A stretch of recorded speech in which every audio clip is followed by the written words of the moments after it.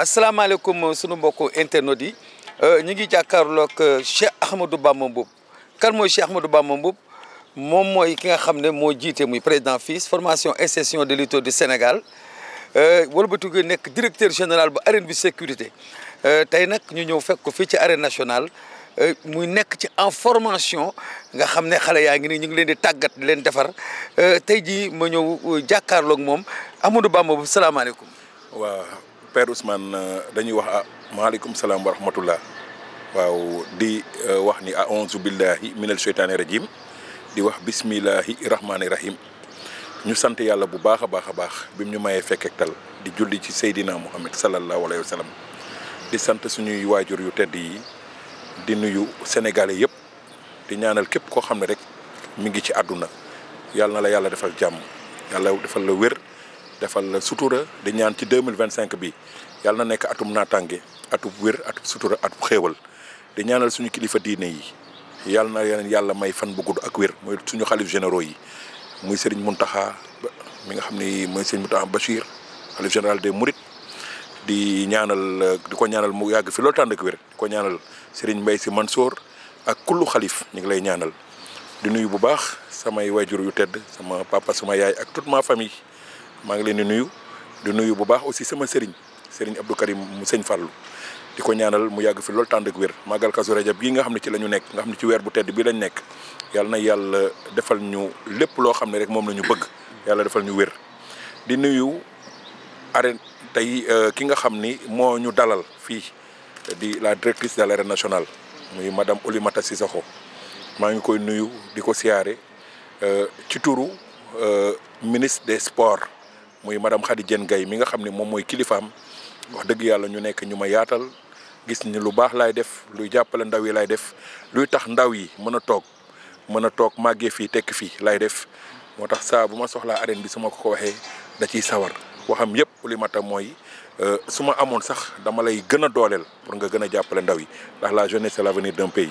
kon maa ngi koy nuyu di ko sant bu baax ci dal bi moo fi dalal di nuyu nag ñi nga xam ni tey ba dara dul dara ñoom ñoo ànd ak man jàppale ma ba ma agsi fii muy l'association formation insertion des lutteurs du Sénégal l'association formation insertion des lutteurs du Sénégal bu ma leen tuddee maa ngi ñaanal suma papa Mbaye Guèye Tigre de Fass parce que lii wane ni li ñuy def lu barkeel la lu noble la mooy tey association bi ay mag yu baax yu am xam-xam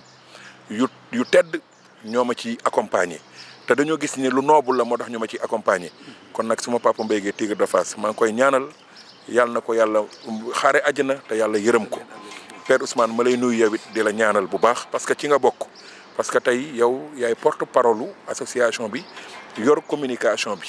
kon nag ñu ngi lay nuyu bu baax di la ñaanal nga yàgg fi loolu tànd ak wér di ñaanal suma wayjur bu góor Serigne Babacar Mboup mi nga xam ne ci la bokk moom it yàlla na yàlla guddal fanam di nuyu bu baax suma grand Ibrahima Ly mi nga xam ni c'est le conseiller technique du maire de Dalifort Abou Ly maa ngi koy nuyu di ko siyaare di nuyu bu baax grand Ndiaga Diarra Thioune muy agent wu Tafatine parce que grand Ibrahima Ly tey mooy secrétaire général bu association bi maa ngi koy nuyu taxawaayam rafet na di nuyu grand Ndiaga Diarra Thioune mi nga xam ni tey c'est le chargé des relations extérieures de l'association muy agent wu Tafatine di nuyu Tafatine moom it maa ngi koy nuyu di nuyu bu baax bëgg fàllu ménageur écrit Grand Yoff mbooloo mi nga xam ni mooy président commission d'organisation bu association FILS maa ngi ko jox wàccuwaayam di nuyu Ibrahima Mbaye bu écurie Fass mi nga xam ni c'est le trésorier de l'association maa ngi koy nuyu bu baax a baax di nuyu Aliou Ba frère Bathie Seras bi nga xam ni tey c'est le chargé des écoles de lutte et des écuries de l'association FILS maa ngi koy nuyu bu baax a baax di nuyu Amadia xëy na amaana jotam moo ko mayul muy ñëw ci activités yi waaye moom ci ñi ci jàpp ba dara dul dara la maa ngi koy nuyu parce que moom it ku sonn ci association bi la di ma taxawu di ma jàppale di nuyu Magum Mbay parce que ñooñu tey même bu ma leen gisul tey démb dañ cey jàpp bu baax a baax bu écurie bi nekk Parcelles maa ngi koy nuyu bu baax a baax di nuyu Babacar Seck grand baba bu Kër Massar maa ngi leen di nuyu tey képp koo xam ne rek li mu ma sa tur tey di nuyu ñoom Konak Lassana ak Aliou Ba parce que tey ñoom ñooy porte-parole association FILS tey ñoom ñoo yor kaddu mbër yi maa ngi leen di nuyu képp koo xam ne rek yaa ngi ci biir association bi jàpp ci ba tey lépp sotti ñu ngi lay nuyu di la jox wàcc waay ci bismillah père mën nañoo. waaw sama question bu njëkk mooy lan moo tax nga taxawal FILS historique bi lan moo indi FILS. waaw historique wu association FILS man damay sawar ñu ma ciy laaj parce que historique wu association FILS maanaam actuellement dafa nekk loo xam ni histoire la. te histoire la boo xam ne lii Malick Thiandoum naan l'histoire retiendra histoire am maanaam du mës a fay ci àdduna parce que dafa nekk lu baax lu yàlla baaxal loo xam ne ñi ko sos ak ñi ko taxawal yàlla dafa bëgg kuy jàppale ndaw ndax ndaw mooy màgg pour tekki ëllëg te association FILS dafa nekk association boo xam ne depuis 2011 ba léegi mi ngi existé bi ñu ñëwee tamit biñ ko taxawalee yàlla dafa def ñu am suñu récépissé parce que fii lépp looy def Sénégal ak ci àdduna parce que tey nga ni tey maa moom lii te amoo ay këyit même kër boo demee di ko tabax dañ lay jox këyit wan ni kër gi yaa ko moom mais association bi biñ koy taxawal ay mag ñoo ko sekk tey Mbaye Gueye Tigre de Fass boo gisee ma koy ñaanal paa bu baax bu ñàkk iñaan boo xam mi ngi noonu parce que tey bi ñu ko consulter waxtaan ak moom ne ko tey papa association bi lii ak lii moo ko tax a jóg moom dafa ni kenn du ko ci jiitu dafa ni malgré sama santé lu bëri dematuma ci waaye danaa sol sama dàll li nga xam ni lu bëree bëri maanaam bëggoon naa ko def sama ndaw te defuma ko mooy tey am formation am métier parce que man li ma daan def rek mooy na ma daan dawal mais ba léegi fàttalikuwuma foo xam ne am naa métier parce que xëy na tey bu ma amoon métier lu bëree bëri tey du ma dar ci làmb moo tax moo FILS lépp loo xam ne rek tey taxawaay la boo xam ni danaa la ci jàppale danaa la gunge moo tax bi ñu taxawalee association bi am suñu récépissé moom moo nekkoon suñu premier vice président tey Père Ousmane mu nekk histoire bu am solo tey ñi ma lim ñëpp ñi nekk ci biir association bi dañ ma ci gunge association FILS tey bi mu amee récépissé am état reconnaître ko dafa wuyoo borom parce que dañu ne formation insertion des lutteurs du Sénégal ku ne xam na ni ahlul làmb dafa nekk milieu bu noble xale yi doon ay jàmbaar di entraîner subaat ngoon ak guddi seen mbébét yëpp ak seen bëgg-bëgg yëpp mooy tekki dimbali seen ndey ak seen baay loolu moo tax a jóg waa ahlu làmb xale yi bi ñu gisee ni tey bëri nañu ils sont plus de 8000 licenciés man tey bi yàlla defee tam ma nekk bitim réew di visionner affaire bi di ko xool gis ni tey ñii ñu jar a jàppale lañu te li sëñ Abdoulaye daan wax ni tey boo demee tukki boo fa jëlewul am jëlee fa xam-xam expérience bi nga xam ne aussi yàlla may nañu ko as néew biñ ko amee ñu ne nag tey dinañu ñëw Sénégal parce que métier bi ñu jàng muy sécurité garde rapproché ak tamit développement personnel ak civisme dinañ jéem bu ñu ñëwee Sénégal xool nuñ ciy jàppalee jeunesse bi yàlla def aussi bi ñu ñëwee macha allah kilifa yi tertuñu toog ak ñun waxtaan ak ñun xamal ñu ni li nga bëgg a def ni lu noble la maa ngi fàttaliku ci yooyu jamono président Alioune Sarr moom moo nekkoon président du CNG may nuyu sama papa may ñaanal sama papa Thierno Ka mi nga xam ni moo nekkoon tamit président moo nekkoon premier vice président lutte avec frappe mu nekk nit ku baax ku yàlla baaxal bi mu ñëwee aussi tamit gis ni initiative bi noble na parce que moom dafa nekkoon CNG ba pare daan ma invité bureau bii nga xam ni moo nekkoon côté Point E fii si Tor Ndour amoon bureau mu daan liggéey ak moom parce que daf ma admiré woon ci sama initiative bi ma ñëwee aussi président Alioune Sarr recevoir ma booba ñu ngi stade Léopold Sédar Senghor man ak sama membre association yëpp rafetlu sama initiative ne ma làmb nii la ñëpp a ci war a jàpp parce que tey amul lu ëpp solo li nga bëgg a def parce que tey 8000 licenciés ñi ciy compétir ci at bi mën nañoo bañ a mat sax 300 ñeneen ñëpp dañuy accompagner lutteur bi rek te lutteur bi bu tey mi ngi entraîné am doole liggéeyul bëriwul maanaam kon du am benn métier loolu mooy waral tey Nicaragua bi nit ñi di ci dugg loolu mooy waral aussi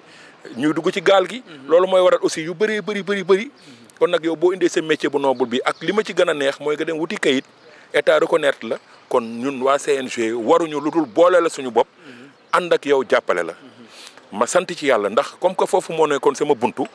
deuxième buntu bi aussi ma dem seeti sama wasila muy Serigne Abdou Karim mu Sëñ Fallou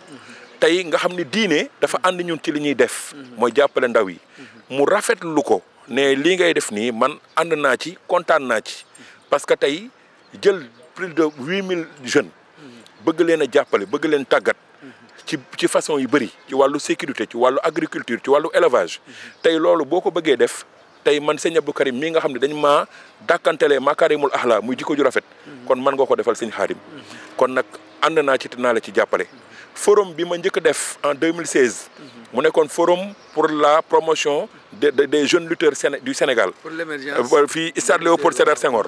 boobu noonu tey maa ngi ko def bi ma koy def boobu franchement maa ngi ci àndoon ak sama frère Sidi Sam mu nekkoon directeur CNRE parce que bi ma ñëwee moom it wax ko activité bi daf ci sama projet daf ci kontaan parce que daf ma ni ñun dañu bokk ci ministère de l'éducation nationale am suñu budget te suñu budget dañ koy justifier tey ku ñëw nag nekk mbër wax ñu jàppale la wala promoteur nañ la jàppale mais yu mel nii nga xam ni c'est la politique de l'État de former les jeunes dinañ ci mën a dugal suñu budget Sidi Sam moo ma gunge jëlal ma c'était en 2016 le 9 octobre 2016 jël salle de l'unité africaine invité toutes les écuries du Sénégal tey def ci benn budget bu am solo fa lañ ndekkee añee def lépp bi ñu paree nag mu ne ma Cheikh Ahmadou Bamba comme que gunge naa la ba nga agsi fii kon nag man li sama jaan wàcc na kon nag sa association kii noonu yàlla na la ci yàlla jàppale ñu continuer ak association bi yàlla def ci yooyu jamono le ministre Dame Diop nekk ministre de la formation professionnelle de l'emploi et de l'entrepreneuriat Dame Diop aussi def acte bu rafet recevoir ñu mën ak association bi nee ma li nga nekk di def nii dafa nekk acte bu noble man li ma ci njëkk kontaan mooy le fait que nga def plus de 10 ans en Europe mënoon faa toog liggéey fa toog fa tedd fa mais nga ni sama dëkk moo ma gën a lépp nga ñëw bëgg jàppale ndaw yi pour ñu am une formation am emploi kon jàppal ni man le ministre lépp lu ma ci mën pour jàppale la pour taxaw la naa ko def moo tax damay am reconnaissance à chaque fois di ko tudd ak moom ay directeur am yi ma jàppale woon muy le directeur de l'emploi Pape Modou Fall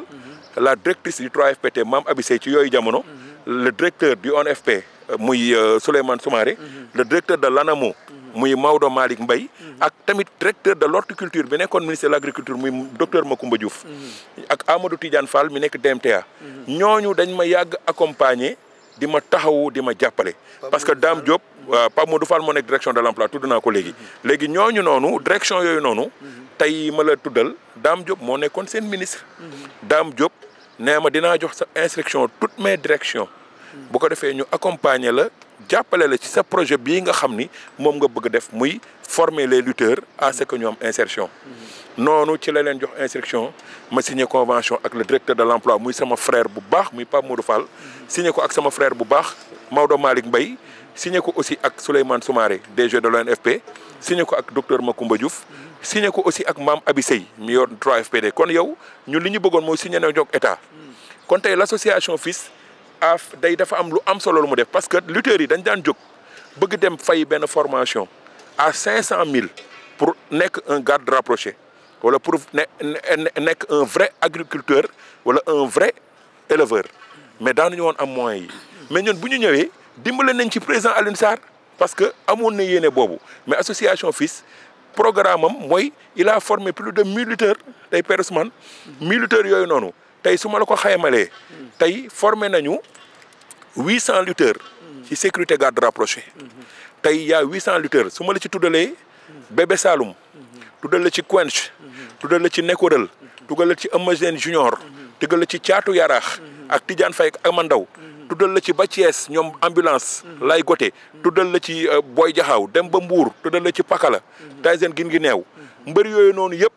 dañ leen a formé biñ leen formé tey yàlla def na macha allah ci suñu association tey ci la Caatu Yaraax ak Amandaw ak Tidiane Faye nekk ay fonctionnaires de l'État ñi ngi ONFP tey état recruté leen ñu fay liggéey bëri na ci ñoo xam ne aussi tamit tey ci la ñu am ay emploi yàlla def tey bu ma la xaymalee formé nañu 800 ci sécurité garde rapproché formé nañu 200 ci agriculture ak élevage tey ñi ngi seen attestation certifiée formé nañ ci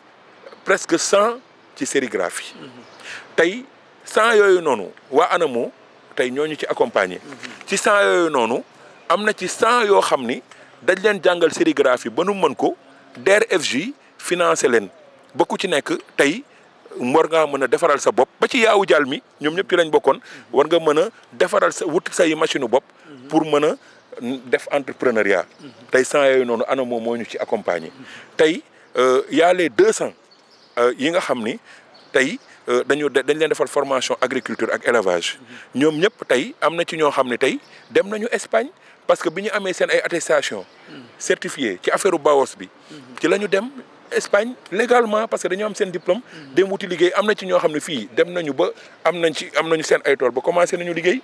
800 yi ñuy formé yi bëri na ci ñoo xam ne actuellement tey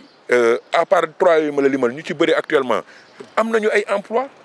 bi ñu xoolee ni tey association bi tey mi ngi formé di formé te tamit bëgguñu formé xale yi rek bàyyi leen ñu dem ci la ñu nag créé benn entreprise sécurité muy arène bi sécurité aussi am agrément am parce que dañu ne formation insertion loolu tey parce que lépp rek mi ngi ci biir association FILS muy formation insertion des lutteurs du Sénégal arène bi sécurité aussi bi mu ñëwee yàlla def aussi arène bi ci quelques mois yi formé na 300 jeunes yoo xam ne tey am na ay lutteurs am na ci ñoo xam ne du ñu ay lutteurs tey 300 jeunes yooyu noonu tey ak milliers la boo gisee arène bi créé ko mooy dafa bëgg jàppale jeunes yi pour ñu insérer leen parce que tey boo amee agrément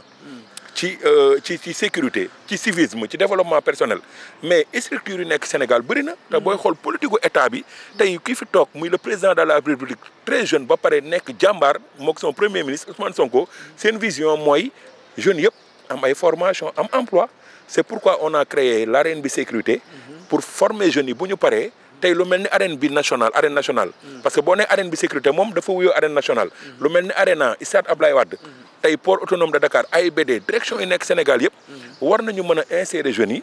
pour ñu dem liggéeyi foofu noonu c'est pour cela tey ñu créer arène bi sécurité tey arène bi sécurité parce que man ñun suñu slogan mooy képp ku ñu formé wul rek duñ la jël nga liggéey parce que manque de formation mooy indi affaire u nervi mooy dem ñu sant la loo xam ne waroo ko def sabotage te loolu neexul état ñun nag li neex état neex yàlla mooy former ndaw bi tàggat ko pour mu liggéey ñun loolu la ñuy def c'est pourquoi arène bi sécurité a formé tey continuer ay formation am lii suñu yéene nag mooy mbër yi nekk association FILS yëpp muy lutteurs yi insérer leen kon nag loolu noonu mooy historique gu association FILS créé nañu tamit beneen affaire mooy yamuñu rek ci arène bi sécurité mais on a créé benn école de formation boo xam ne tamit ñu ngi agrément mi ngi tudd institut de formation métier de l'économie am na presque ay filières yu bëri yu ñu may lu mel ni horticulture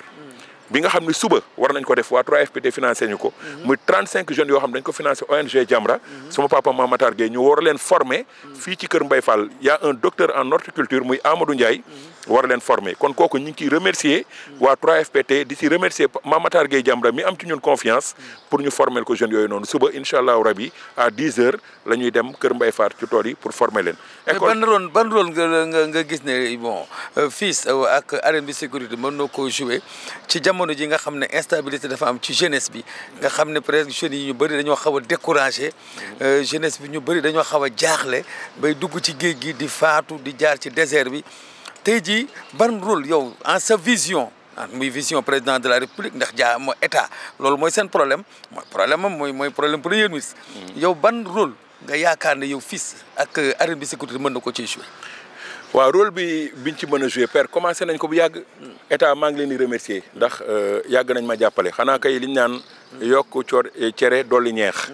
parce que tey ki la accompagner ba nga mën a former 1000 et quelques lutteurs accompagner na la xanaa kay ñu wax leen ñu gën ñu accompagner parce que lépp lu jëm ci parce que buñ nee tey 70% wala 75% population bi ay jeunes lañu kon nag la jeunesse dañoo yaatu te tey yi ñu créé nii yëpp muy institut de formation métier de l'économie arène bi sécurité association formation insertion des lutteurs du Sénégal tey yooyu noonu yëpp pour former xale yi la pour ñu mën a jàpp ci dara kon dañuy gën a tàllal loxo rek suñu président bi nga xam ne c'est un jeune très engagé avec son premier ministre Ousmane Sonko tey ñu gën ñu taxawu jàppale ñu dooleel ñu à ce que ñu mën a gën a jàppale xale yi parce que ñun suñu rôle mooy lépp lu jëm ci wàllu agression wàllu chômage wàllu dugg ci géej gi wàllu xale yi ñuy désespéré wu di dem à l'étranger te ñoom loolu aussi loolu mooy seen bëbët te ñun yàlla may nañ ci expérience parce que loolu la ñu jàngi ji woon Europe nit ku ne nag la nga jàng boo ñëwee sa réew tey buñ la ci jàppalee rek nga dem kon dañuy wax état gën ñu accompagner gën ñu dooleel ñu gën ñu contacter ñuy toog ak ñoom boole ñu ak ay ministères am yu bëri pour ñu mën a gën a jàppale xale yi ndax loolu rek ñun mooy suñu bébét loolu moo tax ñu bàyyi bitim réew te bañ fay jógee dañoo am suñu métier bu noble wax dëgg yàlla suñu patron aussi mosuñu ko wan lu ñàkk fayda bi ñuy ñëw sax d'accordul woon mais dafa dem ba xam ne comme que c'est un Sénégalais dañ ko bàyyi mu dem jéem a jàppale rôlam réewam bi mu gisee li may def yëpp moom ci boppam il m'a félicité daf ma woo ma envoyé ko vidéo yi mu ne ma wax dëgg yàlla man li nga def kontaan naa ci parce que italien la ngay sénégalais mais boo demee ba sa réew liggéey lu mel nii man nga ko defal parce que man maa def ci yow xam-xam boobu kon nag mi ngi tudd Fabio Duello maa ngi koy nuyu di ko wax ni rek maa ngi koy gërëm bu baax a baax ci li nga xam ni moom la